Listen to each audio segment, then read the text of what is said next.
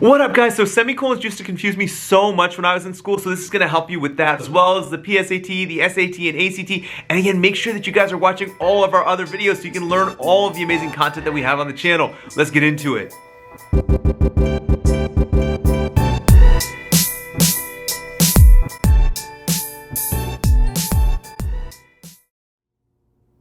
Alright, so what we're going to do now is get a little practice with semicolons.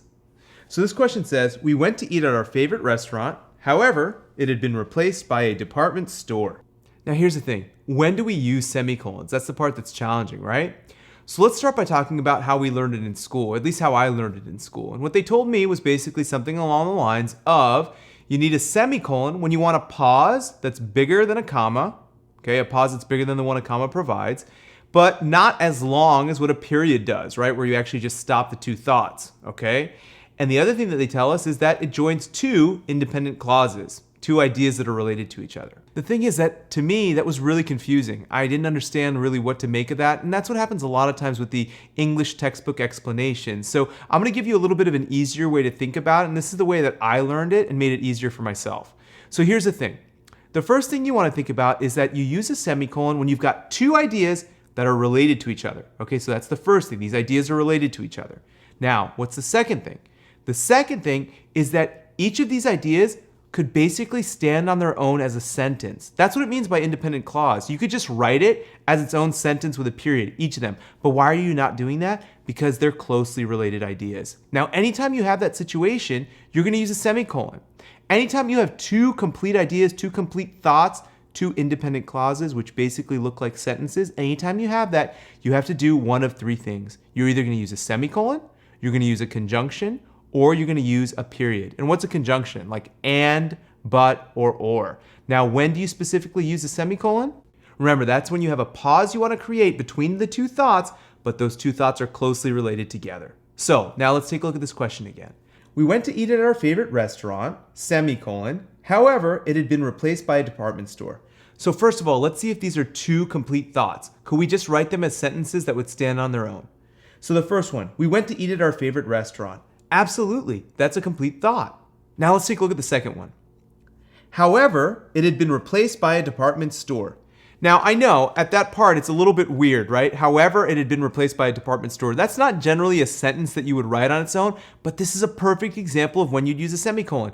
It has a subject, it has a verb, so it functions as an independent clause. It's basically like a sentence, but remember that second part isn't really gonna make sense on its own without being tied to that first part. So the way that it's written here is pretty great. If we take a look at it, we went to eat at our favorite restaurant.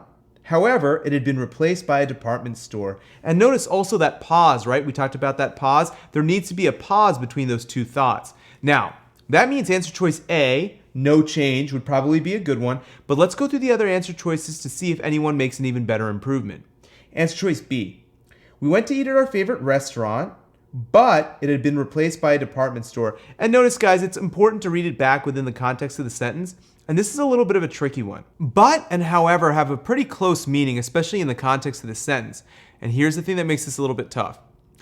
On the PSAT, SAT, and ACT, the preference is not to use and, but, or after a semicolon. It's something that was acceptable in a lot of literature, probably in the 19th century or so, but it's not as common now, okay? So the stylistic preference is not to use and, but, or after a semicolon, okay? So however would be much better than but. Let's look at answer choice C. Restaurant, semicolon, therefore, right? We went to eat at our favorite restaurant, therefore it had been replaced by a department store. Remember, you are not allowed to change the intended meaning of the sentence. What happens if we use the word therefore? We ate at our favorite restaurant, therefore it was replaced by a department store. Is it a cause and effect? Did that happen because we ate there? Absolutely not. So this doesn't work. Answer choice D. Restaurant and. We went to eat at our favorite restaurant, and it had been replaced by a department store. Remember, what this would do again is it would change the intended meaning. What's the intended meaning? That we went to eat at our favorite restaurant, and then what did we find out? It wasn't there anymore. We were surprised. However, it wasn't there anymore. It was replaced by a department store. So definitely the best one here is answer choice A. Alright guys, thank you so much for hanging out with me. I hope you guys really enjoyed the video and found it helpful. Make sure to like, subscribe, and turn on that notification bell so you know when I'm posting more content. I love you guys. Have a great week. Peace.